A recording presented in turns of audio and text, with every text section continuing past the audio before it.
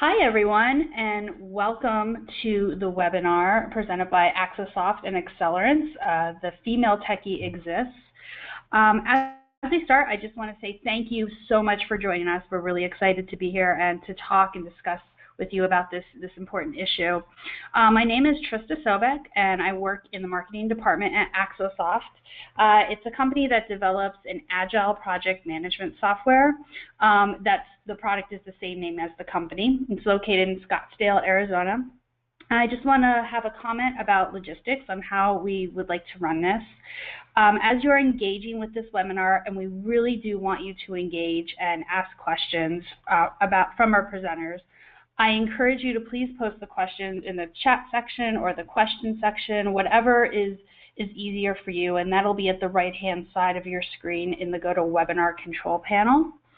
We want to keep this fun, engaging, and very helpful for you. That's why we're here. So please feel free to ask questions. As soon as the presenters have concluded, I'll open it up for questions. So thank you.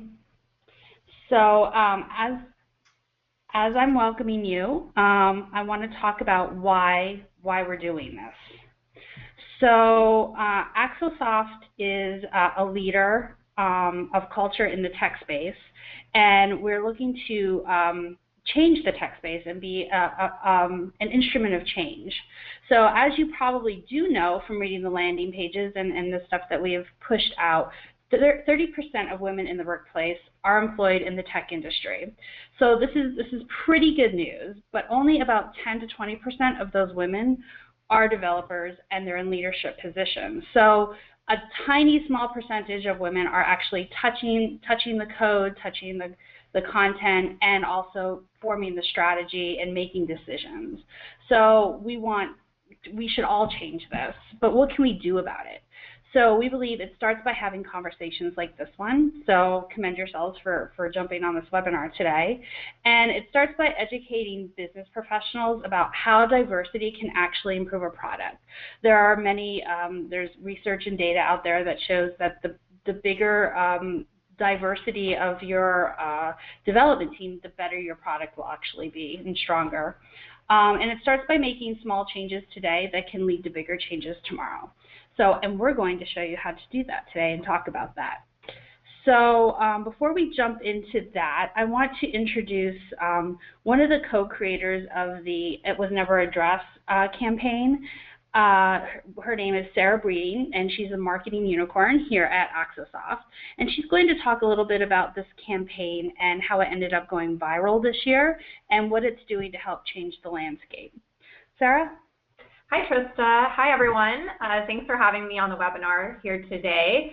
Really excited to talk about this issue because working at Axosoft is something that we're all very passionate about, and it's the reason that Tanya Katan and myself created the hashtag It Was Never Addressed campaign.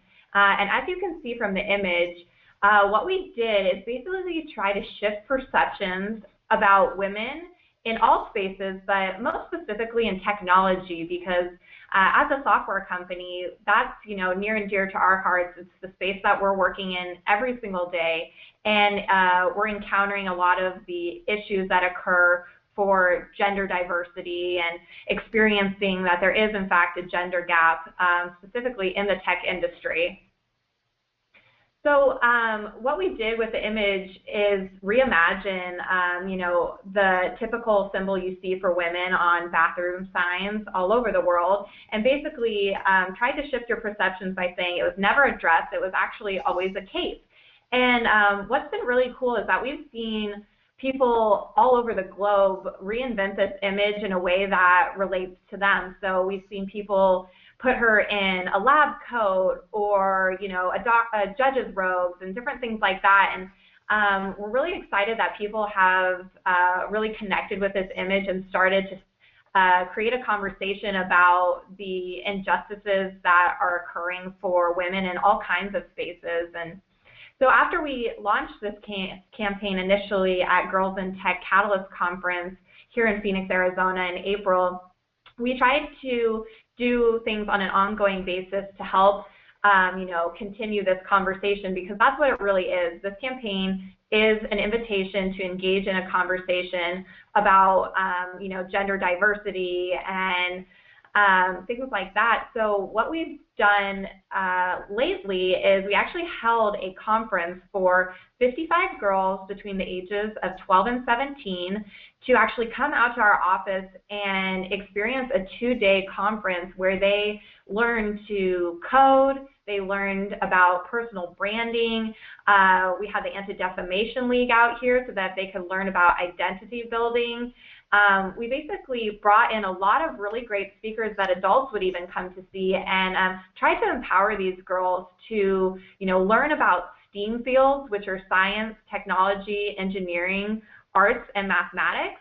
And oftentimes you probably hear that phrase more so said as STEM, but we're really passionate about infusing the arts into STEM because it really takes creativity and a lot of the cultural norms that exist in the world of art that have been kind of lost in the world of technology. But we need to bring that creativity back to the tech space and help continue to innovate our products and our culture and shift perceptions about what the norms should be like in the technology field. So Lauren's actually going to talk a lot more about that today, but that's a little bit of the background about how Axosoft is involved in, shifting perceptions for women in technology. And I'll hand it back to Trista now. Thanks, Sara. It's a really super exciting campaign, and thank you so much for sharing the backstory on that. I'd like to now introduce Lauren Hodgson. She's an employer brand strategist here at Axosoft. And as kind of mentioned in reference, and you can probably gather, this company has a very strong vision of getting more females within the tech space and really focusing on the culture. So Lauren is going to talk to you today and with you today about attracting and retaining female talent, specifically within the tech industry. But the tips that she's going to give you can probably be used in any industry. She's going to talk about things that you can put into action right now about how you can design your company culture and examine your own employer brand with putting different types of people, not just women, in mind. With that, I'll invite Lauren to speak. Lauren? Thanks, Trista, and hey, everybody. So I'm really excited to chat with you all about this. I think what we're trying to do here is really break the typical tech mold and make room for top talent. And top talent, of course, can include females. And what we want is to foster a place where they really can thrive. And when we think about doing this, a big piece of actually making change is hiring. So we're going to talk about hiring women into tech companies and how you can do it. So when we think about the hiring piece, a big piece of actually being able to hire in people is the employer brand. It's how do we say we are? What is our perception in the marketplace as an employer? Are we known as a top place to work? And then specifically, how do people know of us as a place for females? How do we create that space for them to thrive? And so I'm going to talk about employer brand, and then specifically employer brand as it relates to women, and then specifically how to hire them in. So I've got a ton of examples of how we're going to do that. So first off, when we talk about hiring and bringing in women, we know that more innovation happens when we have diversity, and that innovation equals better companies. And so this is really about doing it. It's about showcasing it and then attracting in women and creating a whole new standard. We want to celebrate this uniqueness. So the first part of doing this is having a really strong foundation to do it on. And the number one thing that you have to do if you want to be a place that attracts women is to actually be the workplace that women want to work in. And when I say be, I mean actually be it. And so this is a bigger conversation about culture and creating an environment where women want to work. So I know this can get into murky waters when we talk about gender, and so I just really quickly want to say what this is not. So this is not about hiring women just because they're women, and it's also not about just carelessly adding perks, like having wine and pedicures at your company to try to attract women. It's not that, and it's not about stereotyping women. Obviously, women come in all different ways of being, and they're all going to be different. So what this is about, it's about meaningfully thinking about your culture, being intentional as you design it, thinking about it in your workplace, and doing it with women in mind. And really, it's not just women, it's about all humans in mind. This is really a bigger sense of being open. I think before, when we designed workplaces, we did it with one person in mind, and that was a very employable white male. So what we're looking at is being open-minded to the idea that all different types of people can do amazing work, and that's going to be females, it's going to be regardless of gender, sexual preference, race, religious beliefs. It's just about being really intentional about bringing in the top talent and knowing that top talent can look many different ways. So I realize I started off pretty heavy there, but the foundation of attracting women is actually being the workplace that they want to work in. So as you design culture, think of that. The second piece is you probably are already doing some things, or maybe you've taken the first step in designing, and now you got to get really clear on how you are the workplace that women want to work in. And so this is about articulating it internally with your team, your leadership team, so that you can use this in your marketing outwards. And so what I like to do is I like to sit down and do a little brainstorm session where you get really clear on all the assets that you have, and then create a value proposition for your employees of why they would want to work there. So when I looked at Axosoft, we wrote down some of our assets when it comes to women in the workplace, and really what we had was a bunch of beliefs and ways of being of how we felt. We're super passionate about women in the workplace, and so we have a couple of different things that we do that help foster that. You know, one of the big things is that LaDan is our CEO, and she's a woman, and I think this is a really big deal. You know, we know that everything happens with leadership, and it either it wins or it fails with leadership. They really lead what's acceptable. They set the precedent. And so the fact that LaDan is a woman is super helpful. She's thinking about women when she's designing things. She's got it in mind. And I don't know if you've read Lean In, but when Cheryl shares an example of when she was pregnant, she realized how important it was to have expectant mom parking up towards the front. And she was in a position of power, and she was able to make that change.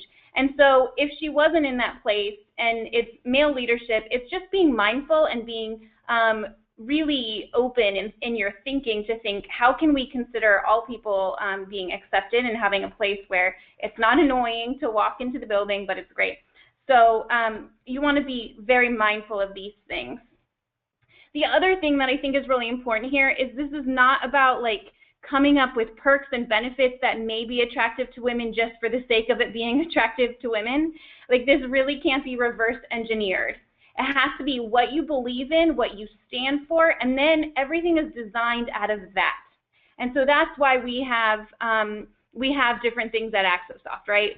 We have an open-minded culture, so therefore we're going to have a shower with a ton of awesome products that women can use after they take a fitness class. So things like that.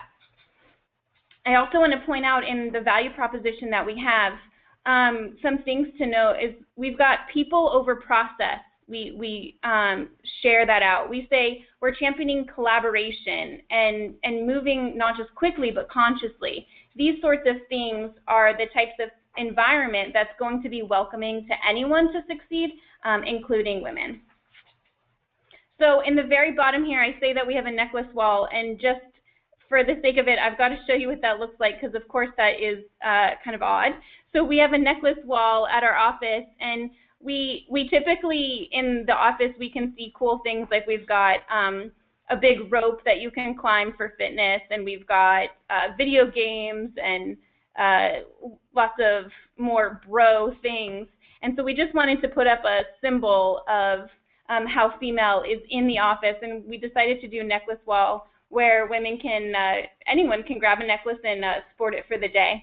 So this is one of our employees, Jonathan, he posted this just to share it out. So once we are clear on how we are a workplace that women want to work in, we have to share it out. And this is the good, juicy, fun stuff that everyone gets to see. So I'm going to show you a bunch of examples. But what's important here is that you can be the place, but you have to educate people. You have to connect the dots for them. There's so much that they see when they look at workplaces, and so it's your job to be able to highlight the awesomeness that you've got going on. And really, when you think of this, it is kind of like demand gen for your business, but for employees. You want to share it out so that they're coming to you. They think of you as a top employer for women, so that you're the first person that they consider when they know they've got to take a job, and when they're looking for a new job and they want to work somewhere where they know women are going to be able to thrive. So I'm going to share some examples of what this looks like. The first thing is super basic and easy. Anyone can do this. It's just showcase women. So when you are on your website, your social media, wherever you're sharing out, you can show women. And so Etsy did a great job of this. This is their LinkedIn profile on their careers tab, and they show two women here. They also posted a blog post and are featuring Fiona, who's a woman at Etsy, and it shows her thought leadership. The Madison Improvement Club is a local gym here, and of course they're showcasing women in these different social media posts from their company page.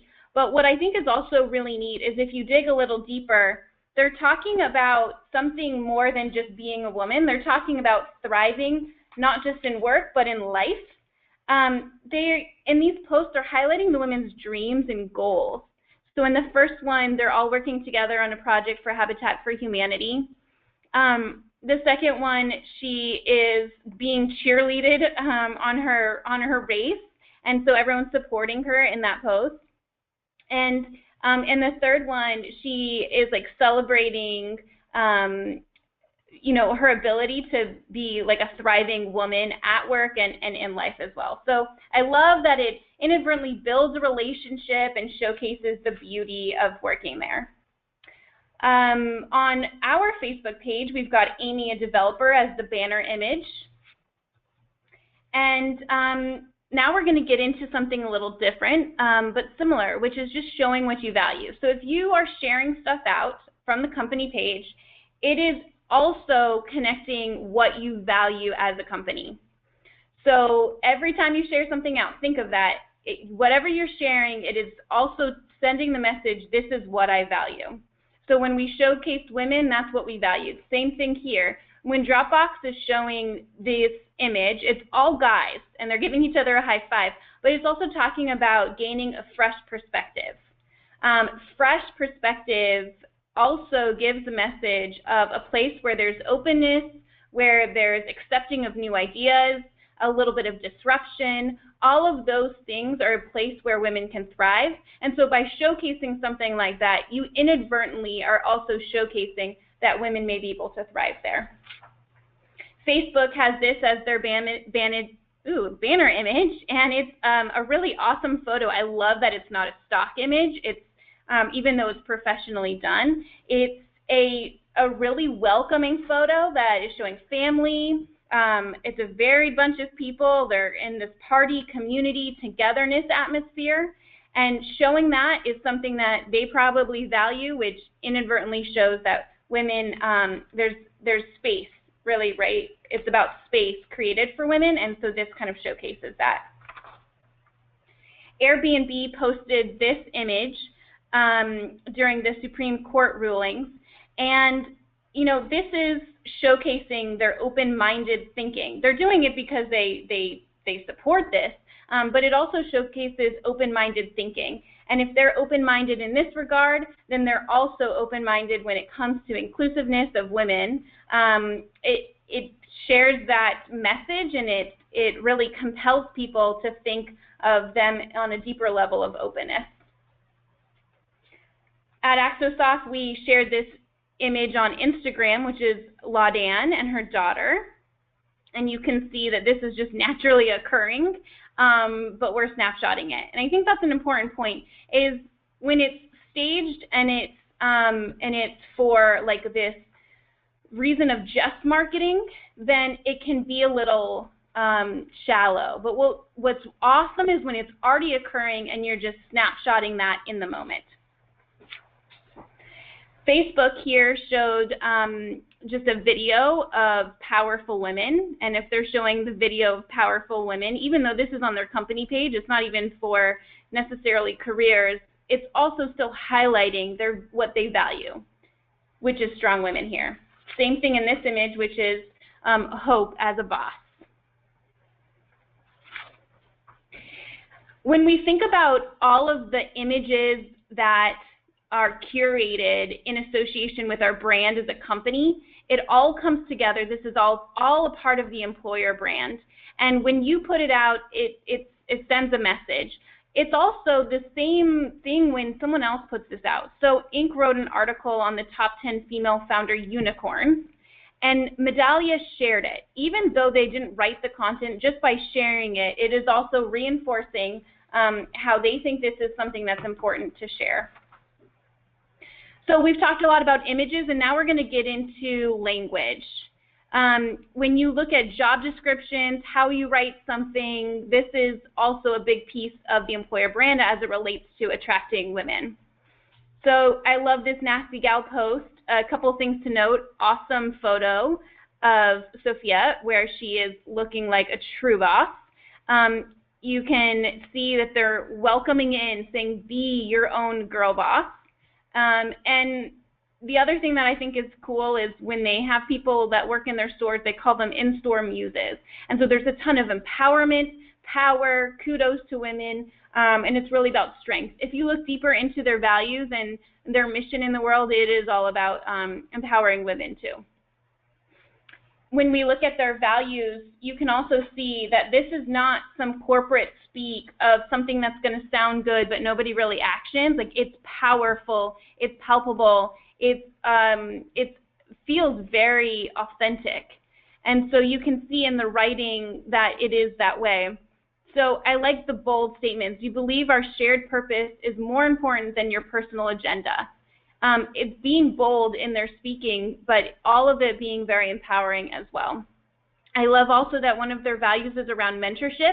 This is typically a gap that we see for women in the workplace, and so highlighting mentorship here is, and the fact that it's just important to them is really great. Axosoft just recently did some images that we're sharing out that are of our belief system. And we did one image that could be cool to some girls, and some girls it may not be, but it's bring your bright, shiny self.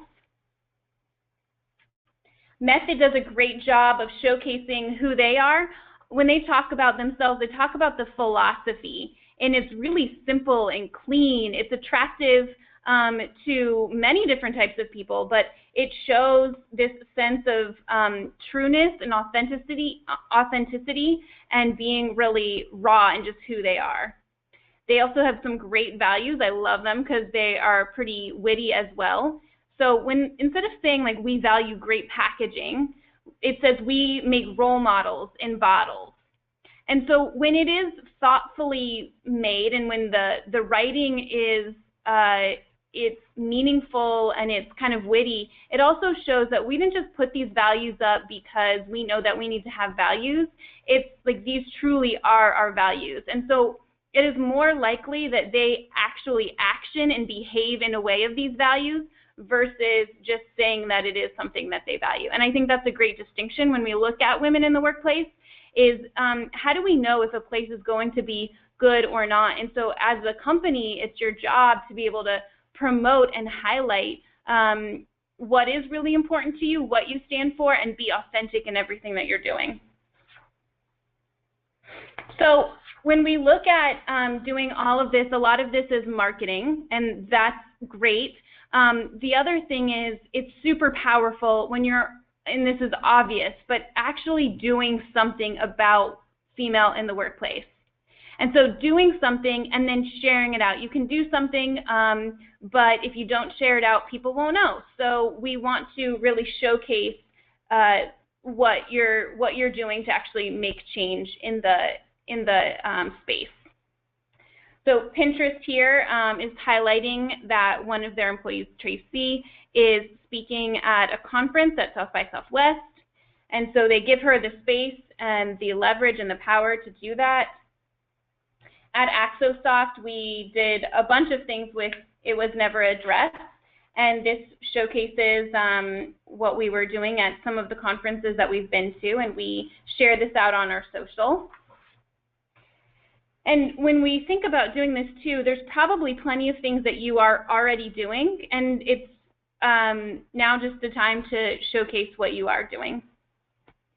Another example is with Rackspace and OneLogic. They put together, one of the employees from Rackspace helped contribute to the I Look Like an Engineer ad campaign, and it's a super powerful campaign. So cool to see it spread globally so quickly as well. And so they, of course, are putting the energy, the time, the resources into doing it, as well as sharing it out in the streets too. So beliefs in action are, of course, the most powerful thing. It rallies people together, and it brings them together to show the bigger picture of what you're after, how you stand for something, you're doing something about it, and now you want to invite more people to be a part of it.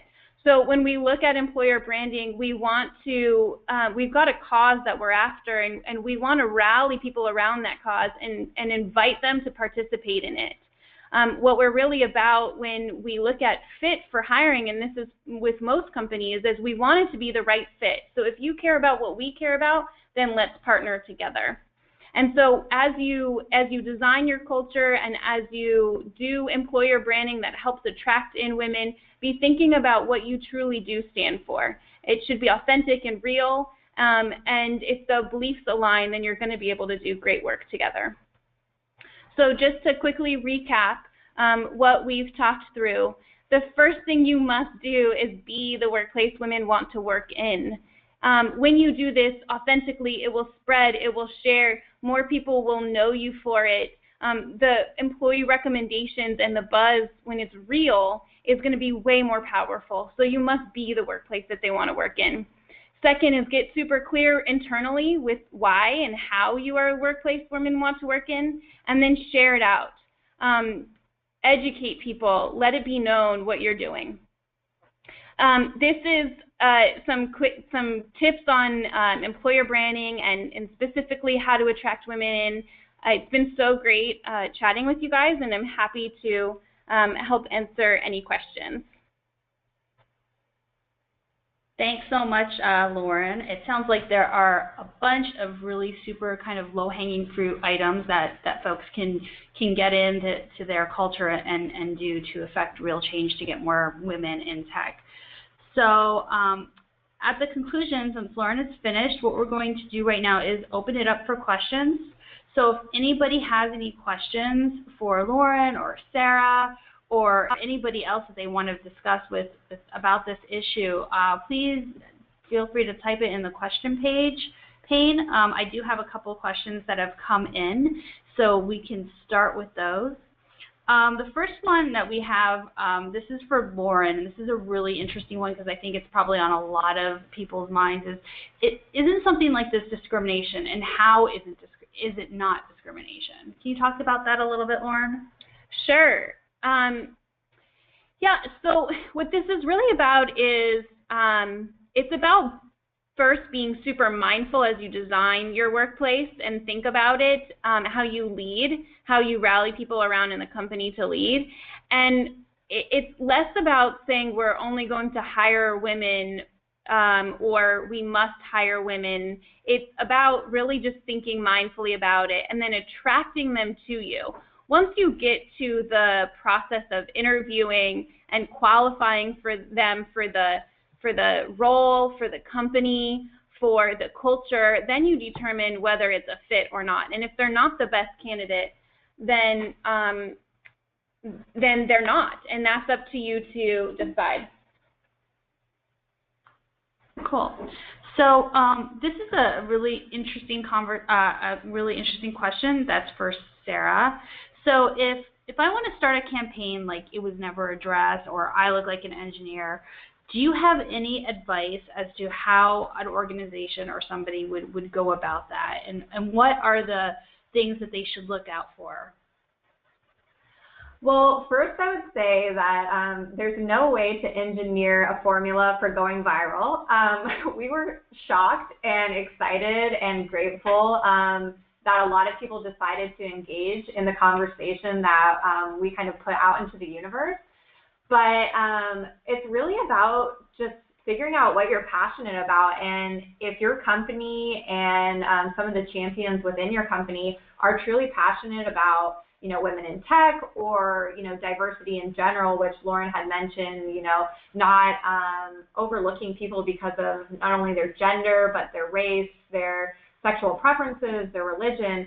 If that's something that you're passionate about, then that's going to be the driving force behind creating something like this, because we wouldn't have been able to come up with an idea like this or continue to champion it if we weren't passionate about it. And then if you're backing it by a company like Axosoft is, we're obviously not a nonprofit. We still have to sell some software to fund the time and the resources behind continuing this campaign. So I'd say you really have to kind of evaluate ROI in a different way, because the return on investment here isn't necessarily more sales for us. That would be great. We would love that, and we hope, that occurs. But really, the return here for us is creating cultural change, for shifting perceptions. It's, impacting the next generation of women entering the tech field. So you really just have to kind of shift your own perceptions on what kind of value you're looking for and what kind of return you're looking for and what's important to you. Yeah, it sounds like expectations are a big thing there, Sara. So we have a question from Tammy Neely. So thanks, Tammy, for sending this in. She says, it's awesome that Axosoft has a female CEO. How would you suggest getting a program like this started? And you kind of talked about it a little bit, but in the absence of female executive or leadership. Do you have any comments on that, either of you, Lauren or Sara? I think that what this is really about is when you're leading a company, that's your top leadership or whoever your change makers are within the company, they have to truly champion this and believe it and be it. And so if they're not already there, let's say it's a team of male executives that are maybe more old school in thinking, this is about shifting perceptions, and they probably don't think that it's a problem because they haven't experienced it as a problem. And so a lot of what we have to do is educate and to help shift perceptions. And so one thing that I've seen companies do is actually, they have book reviews that they do with the executive teams, and they read a book and then discuss. And having, one of the companies actually had everyone read Lean In. And that started a lot of conversation. It was a really healthy thing for everybody. Some things didn't go so well, and there was mixed beliefs, but I know that what it did is it started the conversation, the perception started getting shifted once the seeds were planted and they were able to see it when it was happening more readily and be able to discuss it. And I know that that was referenced regularly within leadership conversations. I've also seen another company do, I don't know what it was exactly called, but I think it was like a Franklin Covey course or something like that. And I don't know if it was specifically about female or if it was just about being open-minded, but the executive team also went through this, I think it was like a 2-day course. And so it's really just about, in a happy and a positive way, just about opening up minds. And it's anything with change management, right, is going to take time, but it's about really getting people to start thinking in a new direction. Great. Thanks, Lauren. So one of the comments from Julie, thanks for this, Julie, is the shift really needs to come from the top, as with any organization. And if you don't have that support, it seems like some of the things that you just mentioned right now can come from the ground up. Would you say that that's true? Yeah, for sure. I mean, yeah, any sort of change can for sure come from the ground up. It has to be important to them. And so it has to be, why do I care about this if they don't see it being an issue? And sometimes that's our job to educate them on the differences that it makes, the opportunities that they're losing out on, what they can be creating better in the workplace. And I think we all know that when we have better workplaces, we have better businesses, and so it's translating that conversation to them. Yeah. Yeah, I absolutely agree with everything Lauren said thus far, but I think sometimes leadership may not even realize that a problem exists if it's not directly affecting them. So to the point of the two women who've already commented thus far, if your leadership is dominated by men, they might not even realize that there is an issue because they're not directly affected. And so I think a lot of it also just starts with initiating that conversation and making people a little more aware of what's going on and being a little more mindful that maybe an issue does exist, and it's not that they're unwilling to address it. They may honestly be unaware. I had an experience like that myself where I was at a previous company, and I started to realize that they were not promoting women from within the organization, and they were hiring older men outside of the company to take on the leadership roles. And, I ended up leaving before I ever had that conversation because I thought no change could come. And I realized upon my exit interview that, they may have been willing to change, and they were oblivious to the fact that they were creating this issue for women in the office. So that would be my 2 cents for that.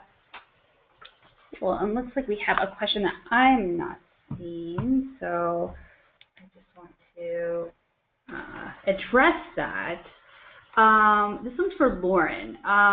Do you have to rewrite your company mission to add a more exclusive take on it? Like, did you have to come in here to the different or any organization that you've worked on? Did you have to rewrite the company mission to be more inclusive?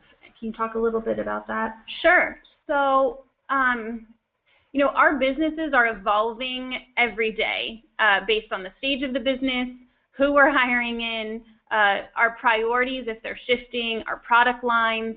So they're constantly evolving, and our mission and our values, there's going to be constants and there's going to be things that change. So your purpose of why you exist should probably always be the same, right? So like with Axosoft, we're all about amazing products and software being built because we know that software has had so many effects in the world, and it can change it for the better. So we're all about amazing software being built. What we value and what our mission is can look different. So for a mission statement specifically, yeah, that might need to change. If the mission statement's been the same for 10 years and it's not reflecting what the true mission is at the time, then we need to change it. And so that should happen probably every 3 years anyways. But even if you just recently did it and you're realizing that it's not inclusive and it's not a true representation, then yes, change it. What it really should be is it should be about leadership and what they believe and what you're leading to. So the vision needs to be set, and it has to be a representation of what's real and what you're after. And what the first thing is to get everyone aligned on what that vision is, what the true mission is, having the shift in perception if you need to be more inclusive with it, and then having the verbs, the words actually reflect it. So it's more about the behaviors and the beliefs that need to be changed, and then once that's all aligned, then it's the actual mission statement, the words reflecting that. Thanks, Lauren. Great answer. So this is a really interesting question from Matt, and I think it's directed at us, but I think if anybody else has answers in there, feel free to pop in the question tab. So he says, as female employees in tech, what would be one major incentive to join an all-male startup? Is there something that outshines other incentives? So I think what he means by that, if you were looking at a startup and it was filled with men, what is one thing that they could do to attract you? I think I'd like to take a crack at this, and I can start this off, and then I'd definitely like to hear from Lauren and Sara, but I think it would be the opportunity to just get in the ground floor and actually affect change. that would be a huge incentive to me. I mean, again, as Lauren mentioned, it doesn't have to be, and it shouldn't be, pedicures and champagne. It should be, the opportunity to be treated as, there's a level playing field and we can actually get in there and affect change. Sara, Lauren? Yeah, I would echo that, absolutely. And I think just being, having the opportunity for advancement is really, really important. So like Trista said, getting in on the ground floor and then knowing that your male counterparts are equally as qualified to take on advancement, but you're not going to be passed up for those opportunities because of your age or your gender or your race. Just having that level playing field and knowing that, the startup founder sees you, recognizes, your good work and is open to promoting you as, the company becomes more successful. I think perks are great. I love having a gym at work, but ultimately, personally, I'm striving for advancement and success and being part of a great company that, I like working with those people. They're friendly, and I can move up just as quickly as the company advances. Yeah, Matt, I'm going to guess that you have an all-male team and you're looking to hire women, which is awesome. But yeah, I mean, I think it's about enticing them to see the bigger picture, and for the right female to join, they're probably, I think it's less about incentive and it's more about attracting them to what you're after, what you're creating, what they can help contribute to, whether that's the mission of the company in general, or if it's about them pioneering new changes about whatever you're passionate about. If you're passionate about technology, females in technology and making changes, and you want to hire in someone to do the work of whatever it is, whether it's be an engineer, plus be a champion and a pioneer for how you change the company around, that would be super compelling. So for the right female who would want to do that, that's great. But I think the bigger picture is being super clear on your purpose, why you exist, what you're creating, how you're contributing to the world, how people can grow and work with other smart people. And that's going to be for females or anyone else, that's going to be the right fit for your next hire. Great. Thanks, Lauren. While we're talking about our males here, I think this is a good question to bring up. So how can we as organizations increase male ally involvement while continuing to empower women? And I guess I'm looking at probably Lauren and Sara if she wants to chime in on this, but probably Lauren. Sure. Yeah, this kind of goes back to being, it's all about leadership and getting them rallied around this. And that kind of goes back to the examples of having them maybe read a book. You don't have to be the expert, but you could at least point them to the experts. Maybe it's sharing blog or posts or saying, hey, I'm seeing that there's an issue with this piece. I think there's some opportunity for us to grow here, bringing it up and just championing that change with someone to help change their perspective. I know sometimes you have to say, like, well, are we a good workplace for women or are we not? And you can see sometimes that in some of your employee surveys, NPS. If you customize it, you can add a question in and see that. And then if you get that feedback and you see the data, you can bring that data to your maybe male leaders and help involve them in the conversation. I think it's less about saying it must be this and we have to be this way. It's more about just bringing up the discussion and letting them be a part of it, letting them contribute to it, and having really healthy debate. Yeah, I absolutely agree. I mean, if we're just having, women engage in this conversation, then we're really only having half the conversation. So just trying to bring it up as a topic of discussion and include men so that they can help champion the same causes. And it doesn't necessarily always require men to speak up and add a new vantage point. I think it's really empowering when they can just amplify the voices of other champions that already exist within their organization. So, supporting strong women who are pursuing leadership roles and saying, hey, I back so-and-so to move forward into this position because I know she works hard and she's passionate and dedicated and equally or more so qualified than any other counterpart here at the organization, and just continuing to amplify her voice or whoever's voice that needs to be heard. Great.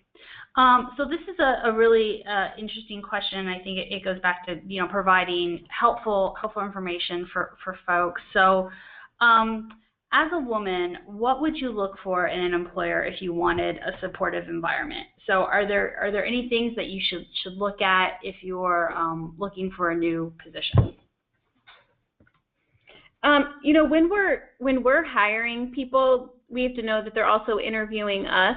And so, like, let's say you are looking for a new job, as you're meeting with people, you're looking at them on many different levels.